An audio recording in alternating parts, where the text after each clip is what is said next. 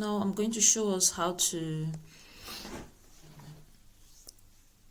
understand the Microsoft PowerPoint interface. Okay, so how do we get to that? So first, what you want to once you're on a PowerPoint window and you want to open a new one, all you need to do is click Control N, or close, click File, and click New. Then instead of choosing templates, remember when I was talking, I talked about templates. So these are the templates. If you want education templates, this is where you find education templates. Once you click on it, provided you're connected to the internet, most of the educational templates that have been designed would pop up. Okay, so you can see a couple of them here, educational templates. You can see them popping up. Yeah, sometimes you can learn your PowerPoint too by coming to these templates to see what has been done on the templates. Okay, yeah. All right, so I'll go back because I do not want a template. I want to use a blank presentation. So when you come to new, you click blank presentation. So this is a blank presentation, and this is how PowerPoint appears by default. This is how PowerPoint appears by default once you open PowerPoint for the very first time without starting anything. This is how it appears. So I'm going to explain the interface of PowerPoint. Okay, so let's get right into it.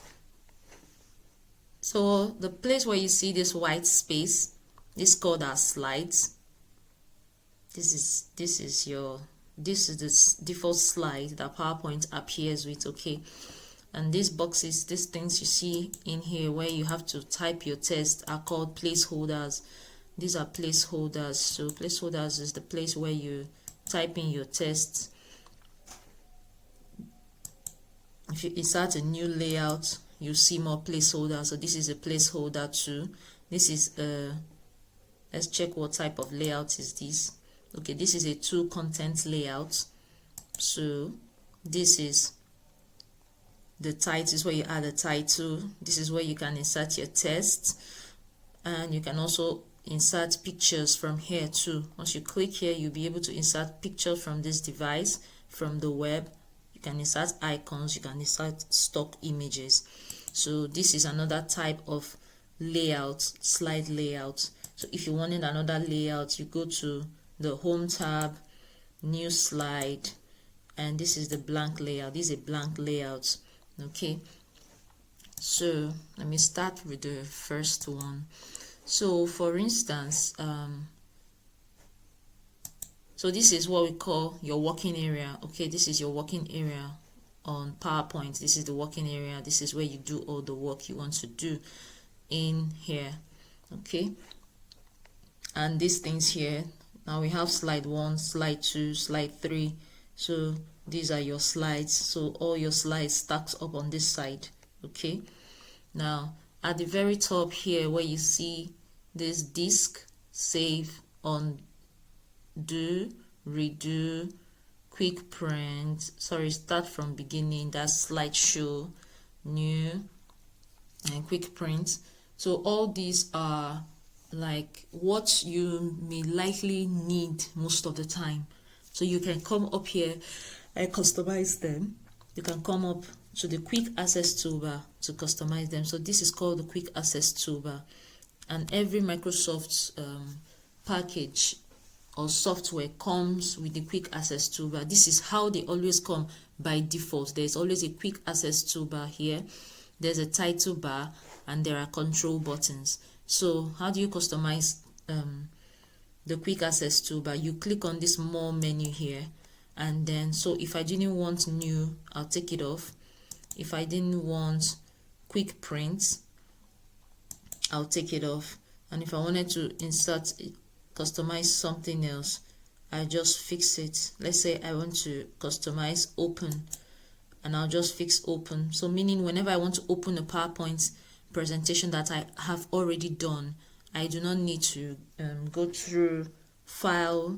I don't need to go through file and click open all I need to do is just click on this, and then it will ask me what you want to open, and then I'll just click on what I want to open, the recent files, or even search for them through my file explorer, okay, and open it.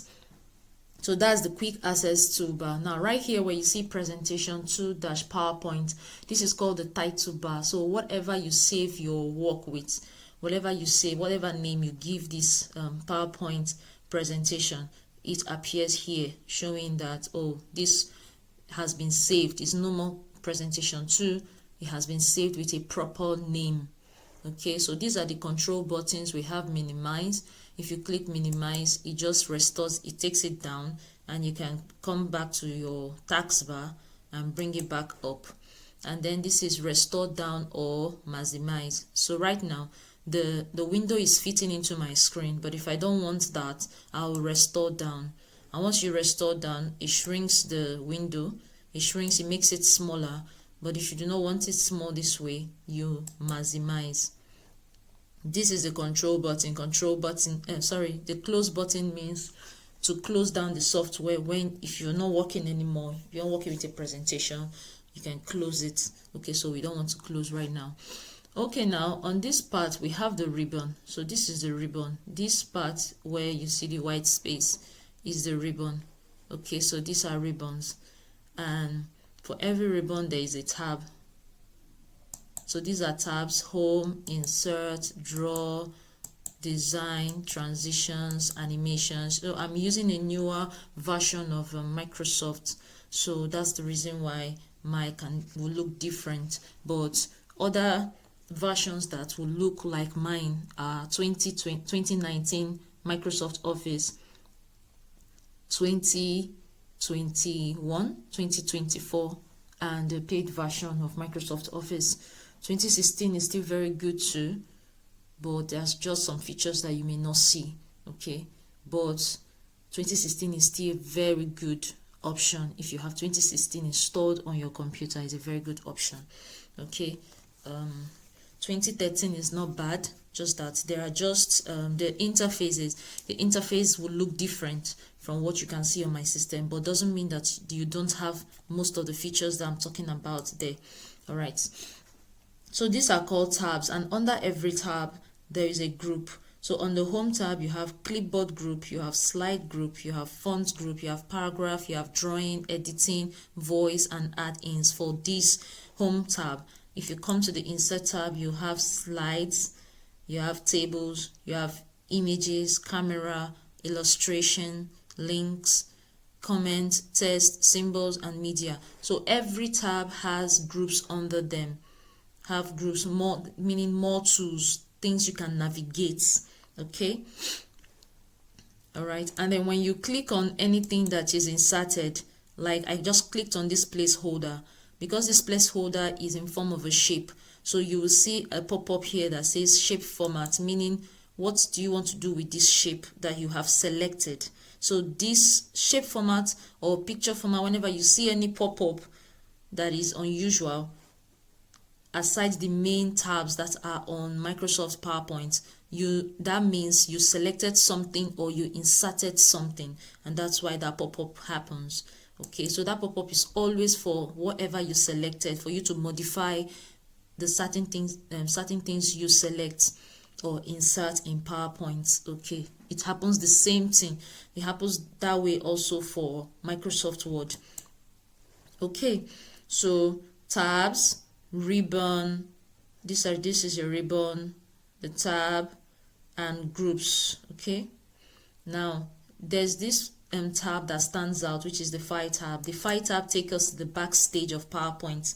So if you want to get to the backstage where you see the different templates and your recent work, and see where you can other things you can do, like new, open, share, info, save as, print, export, close, check accounts, check options. I mean, this is the backstage of PowerPoint. All right, this is the backstage of PowerPoint. Okay, so let's go back. Okay, so having said all of this, let's look at this part. This is the status bar. This part is the status bar. Here you can see slide 1 of 3, meaning you have 3 slides and you are on slide 1. That's what slide 1 of 3 means. The language is saying English United States, meaning that this computer, whatever we're typing will always appear with with American Standard English, okay, not British English. So if you type something like behavior, definitely you would expect a red mark on it, because this is American Standard English. The Microsoft is designed, or basically our computers are designed to understand American Standard English, okay. So then on this part, you'll see the views. These are the different views we have in PowerPoint. Number 1, you have the normal view. Normal view is what you can see right now. This is a normal view. Then slide sorter. Slide sorter helps you to see all of the slides you have created all in one. You just see them alone. So if this was up to 20, you see them lining up all over this place, and then I can scroll to see the rest. So that's what slide sorter does. Then this is reading view. If you click on it, it will help you to have a reading view. Okay, you will just have a reading view, not basically slideshow. You will just be able to navigate through the slides using a reading mode. So you can just click this next button to go to the next one, next one, next one. Okay, then the last view is the slideshow. So this is slideshow. Slideshow fits into your screen perfectly and helps you to navigate the slides. Okay, that is running through your slides. All the animation transitions you put in it will run on slideshow mode.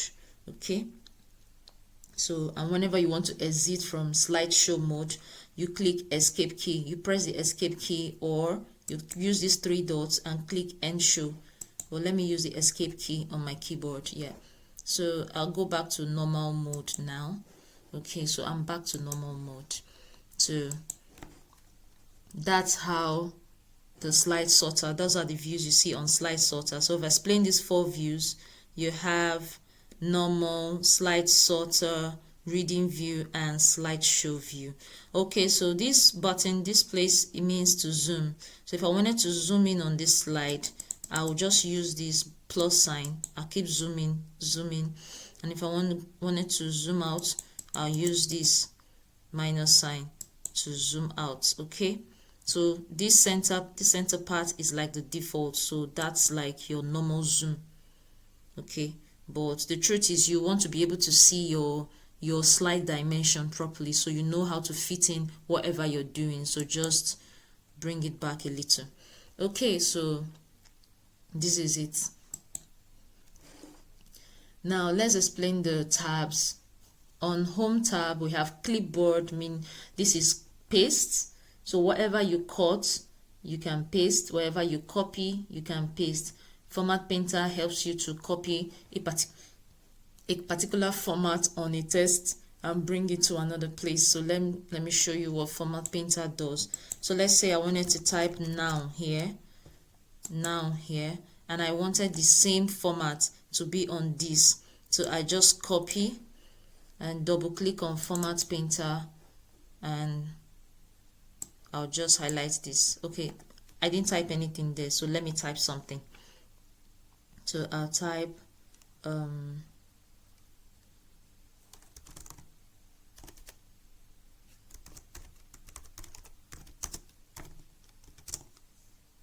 oh, it has actually changed the format because I just dropped it there. On a normal day, that format won't happen. So let me show you what I mean. Let me show you what I mean. Okay, that format won't happen. So undo. Okay, so that format won't happen. So watch this.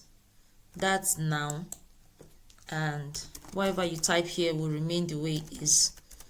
So examples of now. Okay, so now let's say I want it to be exactly this size, and with I just want the examples of now to be exactly how now is. So all I need to do is to highlight, double click on format painter, and just just highlight examples of now and it will change. So this format painter can save you a lot of time if you have different slides that you want to change with the same layout or the same text, the same font style and font size. It will save you time. All you need to do is navigate to the different slides and just click highlight the text there to activate the format painter tool there. Yeah, so this is how it works. So once you're done using it, remember the brush sign is still showing, so you have to click out. Okay, so let's see other things we can do on this test. So on slides, remember I already talked about this, how to insert new slide layout. Whatever slide layout you want, you insert it. Okay, so this is also layout options. So if I click here and I wanted to maybe change the layout, I'll click here and click comparison, or I'll click section header. So what it will do is that it will change, layout will change automatically what is here. New slide will add a new slide. It will put a new slide in, content with caption, but layout will change the layout. It will change the layout without adding a new slide. So you click here, I can change this to picture with caption instead of content with caption, and it has changed. So if you wanted to change a particular layout, this is where you go to do that.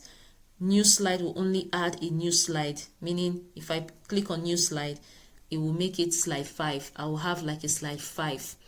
Or okay, so layout will only change, while reset will reset everything you have done. Okay, so but that's not always needed.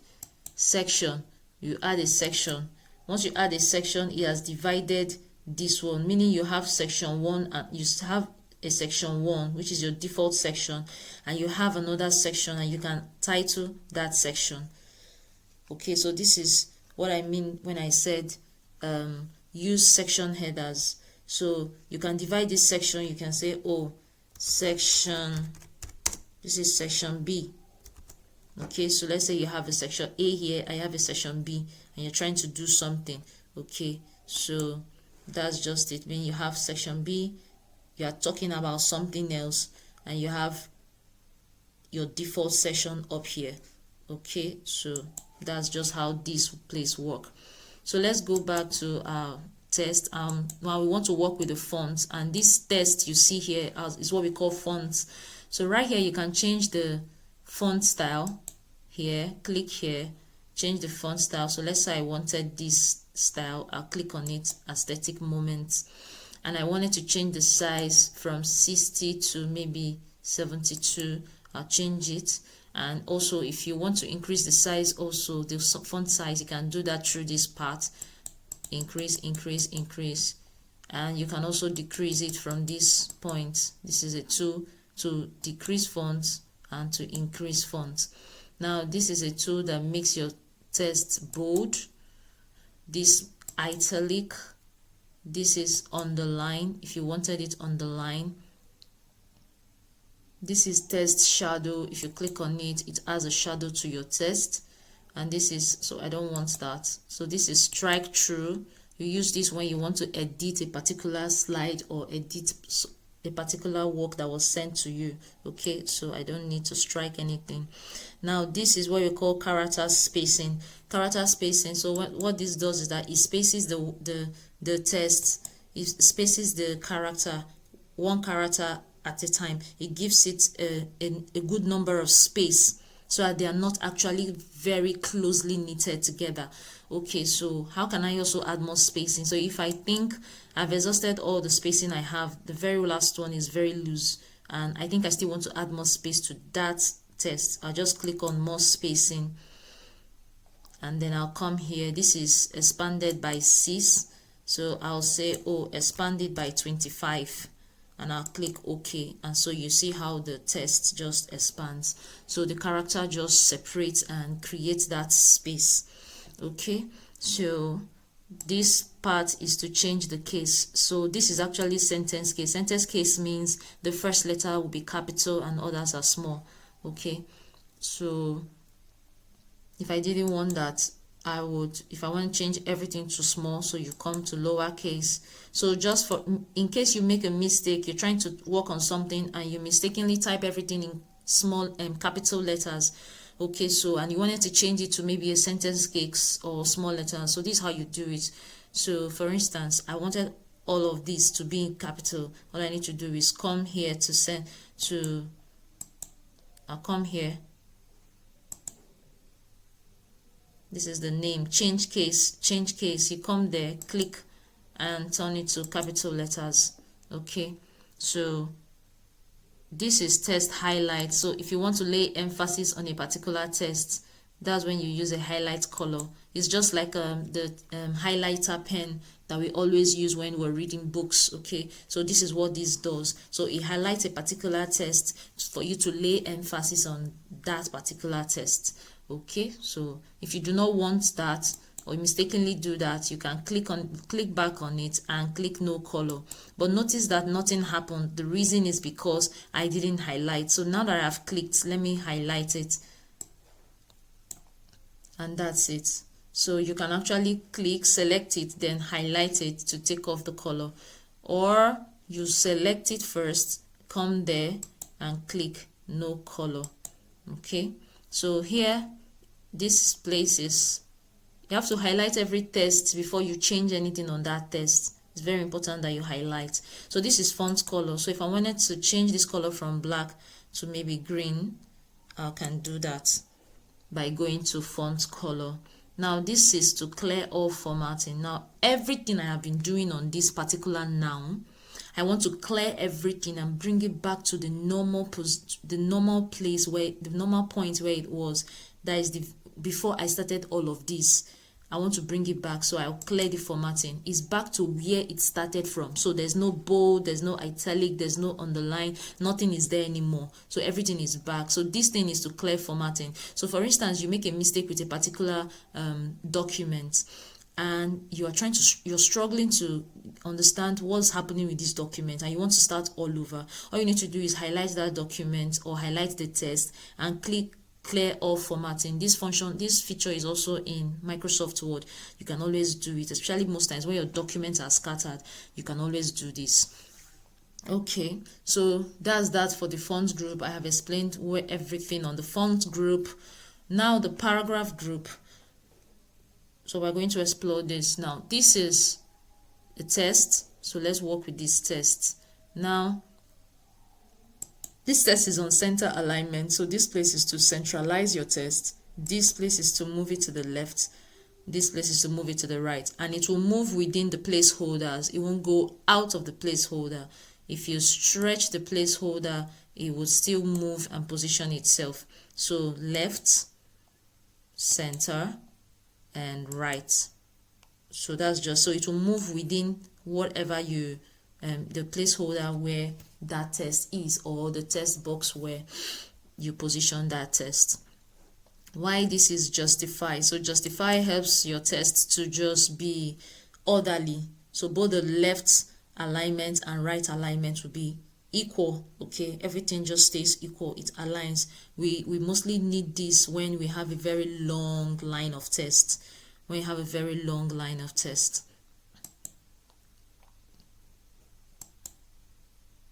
So when you have a very long line of tests, so let me increase this font size and type something.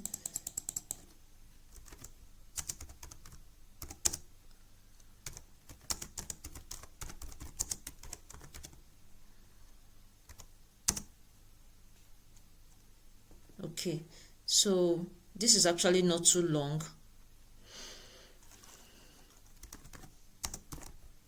We have noun of person,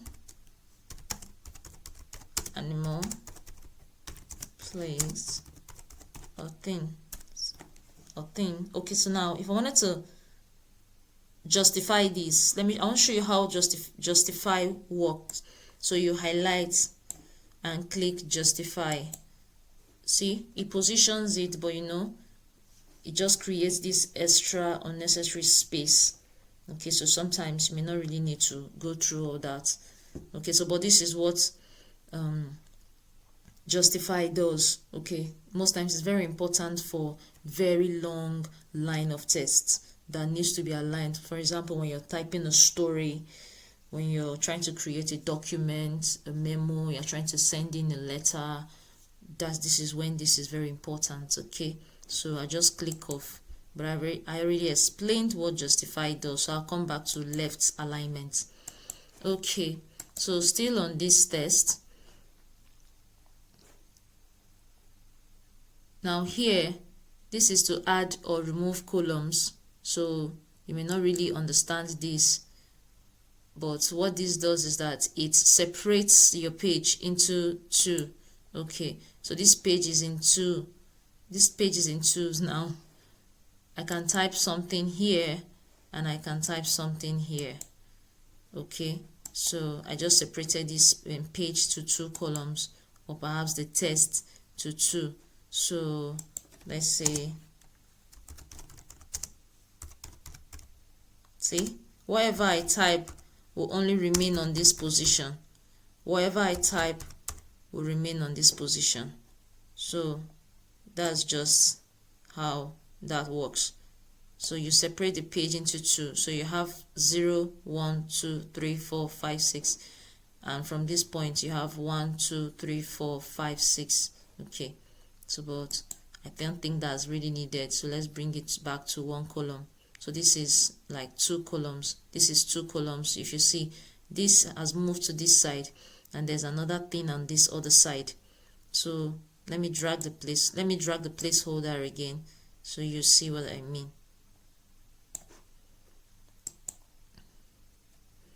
This is it. This is appearing in two now. This is the first column. This is the second column. So it's just moving itself that way. So most times you may not necessarily need this particular feature. You may not necessarily need this particular feature. So let's undo. Okay. So very important features here is the bullets. Okay, so bullet works when you want to create a list. Okay, so let's say for instance I want to create a list. I want to give some examples of noun. So I'm going to say mommy, I'll say brother,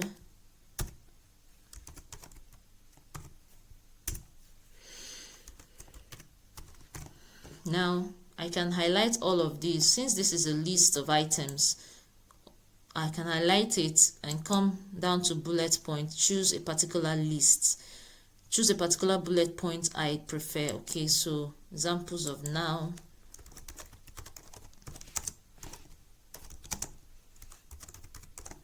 So, and this is the list I have here. Okay, so that's how to use bullet points.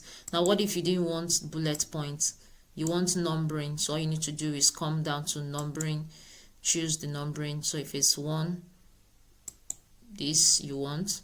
If you don't like that, is if you want to use this, you want to use this, you want to use this, whatever you want to use, you're free to choose from all of this. Okay, so and once you choose bullets, if you press enter key, it takes you to the next bullet. Once you type, it pops up. But if you don't want to do that, all you need to do, just press your delete key and press your enter key again, and that bullet point stops numbering itself.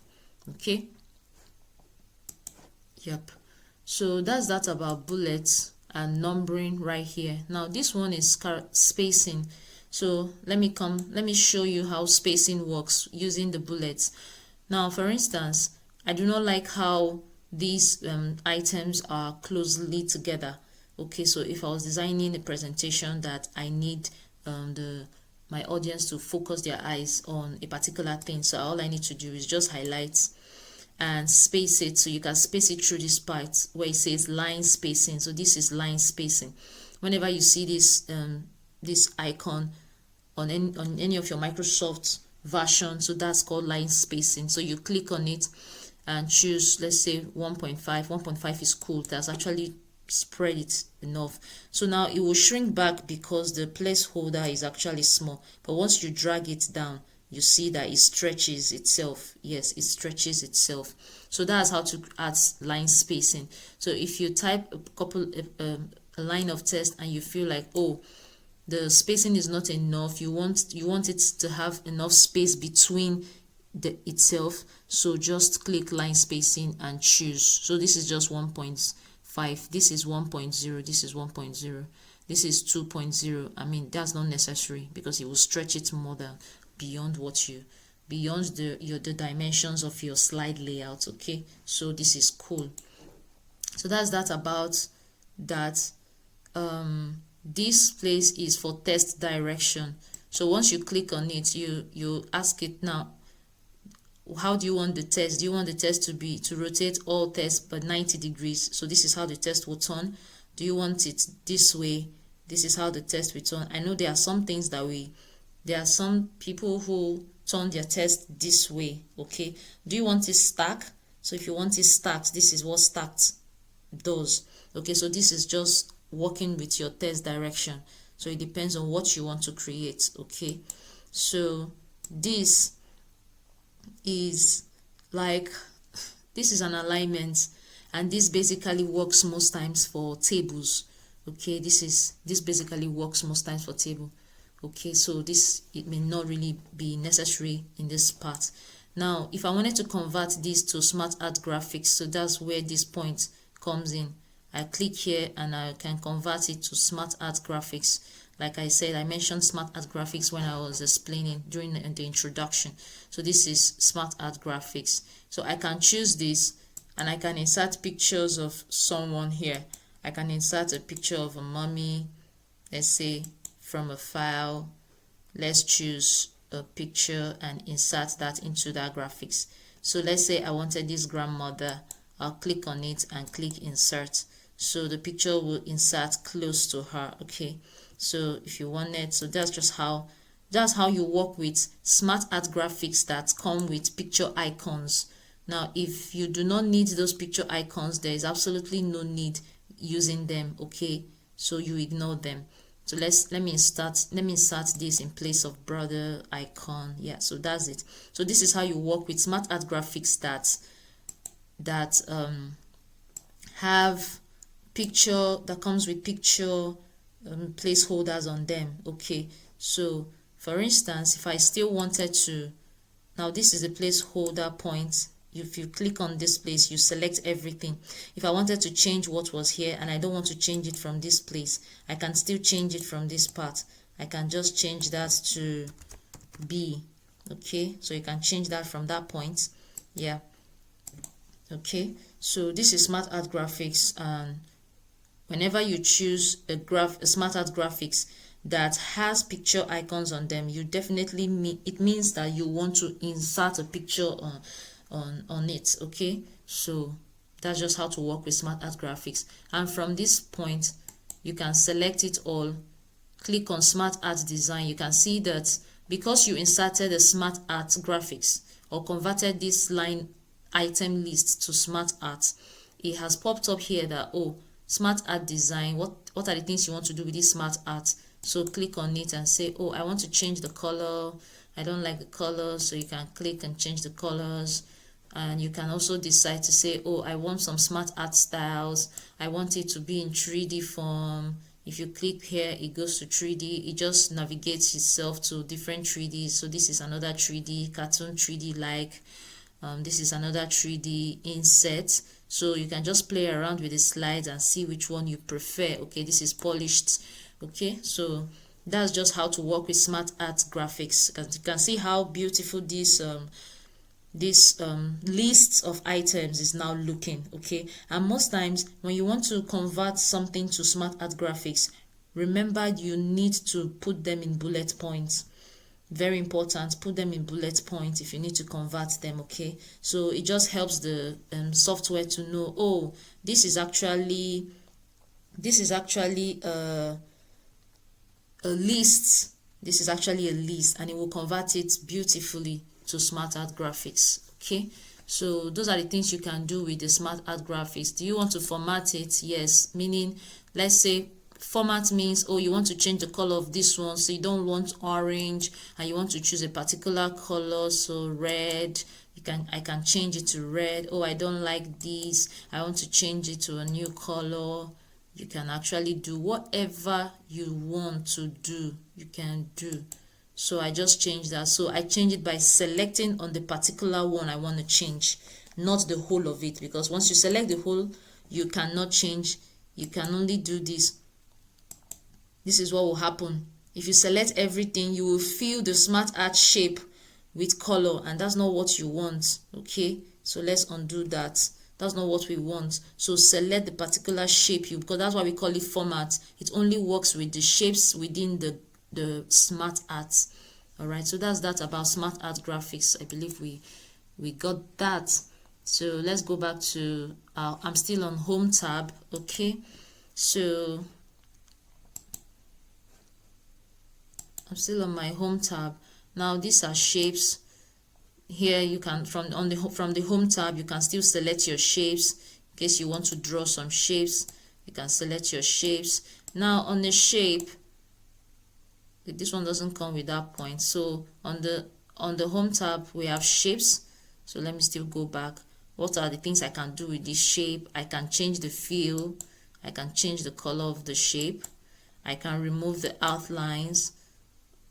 I can remove the outline. I don't want an outline. Outline is the line of the shape, the line of the shape. While the feel is the inner of the shape, the inner part of the shape. Okay, then I can add some shape effects to it. I can say, okay, I want you to glow for me. So this is glow. Yeah, this is glow. Just added that glow look, okay, to it. So those are the things you can do with your shape. And if you insert a text to the shape, you can, okay, so if you want to insert text, just right click on the shape and click edit text, and you'll be able to type your text. Okay, you'll be able to say, okay, so you'll be able to type the text, and you can still highlight, do whatever you want to do with that text. You can increase it, you can change the color, you can do so whatever you want to do with that text inside the shape. Now another way to add text to a shape, let me show you. So for instance, you right click and you can't see edit text. So all you need to do is just click, come back to your shape format, come back to shape format, and you see these shape icons there. Just click on this one here that says text box. So once you click inside the shape, it will insert a text box there, right there, and then you can type what you want to type. Okay, but in the case that you can't find this, another way to do it, you click on insert, click on text box here, and then just insert a text box. But inserting a text box will require that you have to take off the outline. So I want to increase this. Let me reduce it a bit. Now, so this is it. So the outline is not showing, but there are times when you draw text boxes, the outline shows up. This black outline on the text box appears. Okay, so what you need to do is just click on it, go to shape format, and go back to shape outline. Just remove the outlines, just click no outline, and you see the text box will not appear with an outline. Okay, so this is just how a little bit of how the home tab works. Okay, so arrange, under here you can send shapes to back, you can bring shape to front, send to back, bring forward, send backward. If you wanted to group a couple of shapes, you can group them. Once you have more than one shape that you've selected, all of this will appear. Then align, you can align shapes to the center. So if I click align to center, this placeholder has moved to the center, but I don't want to do that. I just want to align only this shape. So I'll click on it and click arrange, click align, and say align to the center. It has moved to the center.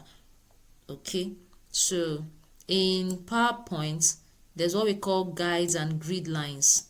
So I'll explain that in a bit. So I'll use a blank slide to explain that. So if you look here, you see that there is a line that goes across this. This is called guides. So how did this come up? How do you add this to your slide?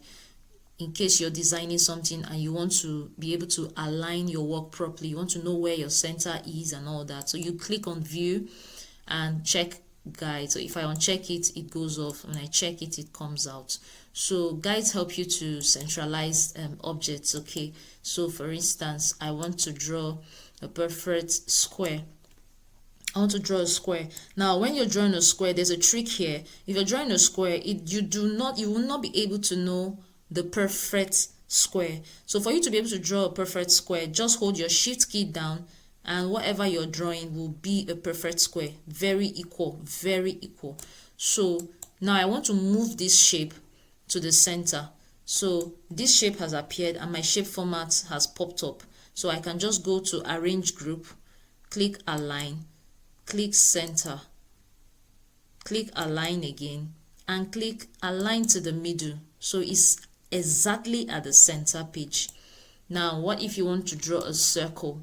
And remember, in Microsoft products, we only have the oval shape. We don't have the perfect circle. So if you want to draw a perfect circle, please hold the shift key down while drawing it. So I'm holding my shift key down. So whatever I'm drawing will be a perfect circle. No matter the size, it will be a perfect circle. So this is it. Now I want to align this together at the center too. So I just go to align, center, align to the middle. Okay, if I wanted it to align to the top, I'll click align. I'll say align to the top and it will move up. If you wanted the bottom, you click align bottom and it will come down. So that's just how to align shapes. So I've just taught us how to draw a perfect circle and a perfect square. By holding the shift key down, you can do that. All right, so that's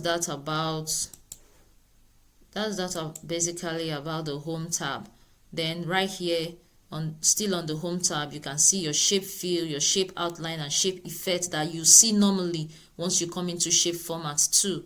So here you can see find and replace font, select. So let's say for instance I want to find and replace something, right? So if I click on find and replace, it will ask me, what do you want to find? What do you want to find? So I want to find noun, and then it just checks noun, and I'll say match case. Now when I say match case, it means that I want it to pick all the nouns in the whole of this slide. I want it to pick all of the nouns in the whole of this slide. I'll match case, and then I'll replace it with, let's say I want to replace it with pronoun, and then all I need to do, click replace.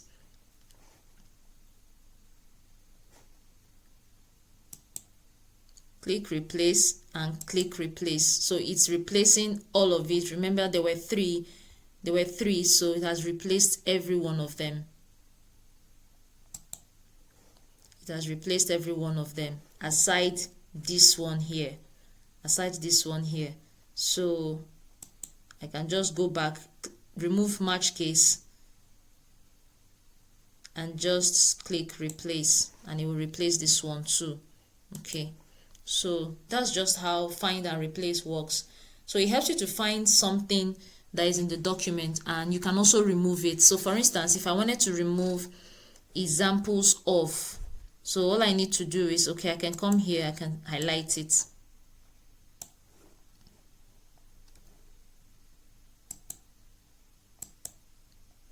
Highlight it. Just type it there. Just type it. Examples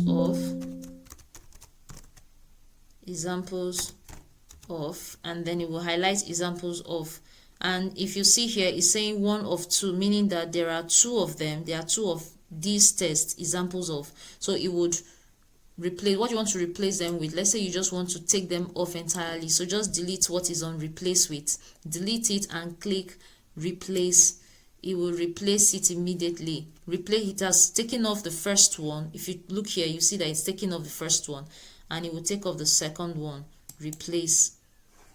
Perfect. So we don't have anything showing examples of anymore. So that's how to work. For instance, you have over 20 slides or you have over 15 slides, and there's something you made a mistake typing something repeatedly, so you can remove it using find and replace. Okay, so that's that about that. Then replace font. You may not necessarily need this all the time, but what this does is, you can come here to say, replace actors with something else. So let's say I wanted Arial. I'll just click Arial and click replace. Okay, I say, sorry, replace. What am I replacing it with? Replace actors with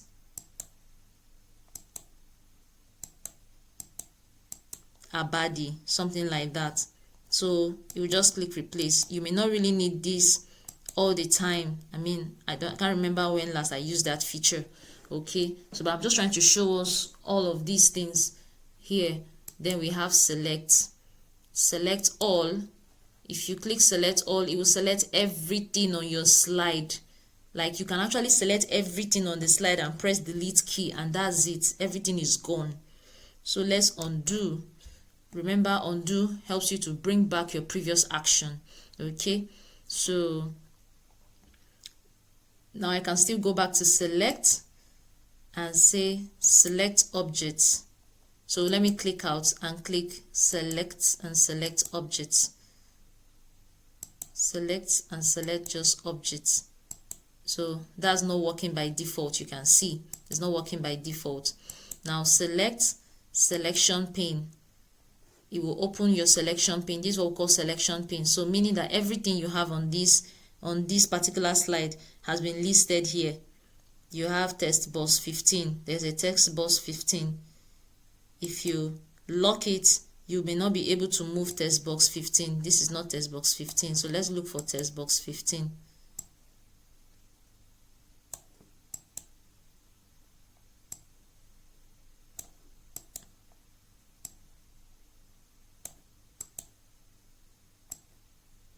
Now this is text box 15. This is our text box 15. You can see I can't move it from the screen. So when you want to lock certain things on your screen, that's how you do it. So you select these. If you select this, it will show you what you have selected. So what I just selected is diagram 13. Now I want to lock it. So lock, and you will not be able to move. You can't move this. You can't move it anymore. Okay, so that's how the selection pane works. So these are a couple of things you can do on the selection pane. Okay, so let me unlock that and unlock this one. Okay, so that's that about the home tab. So we will stop here for today. Thank you.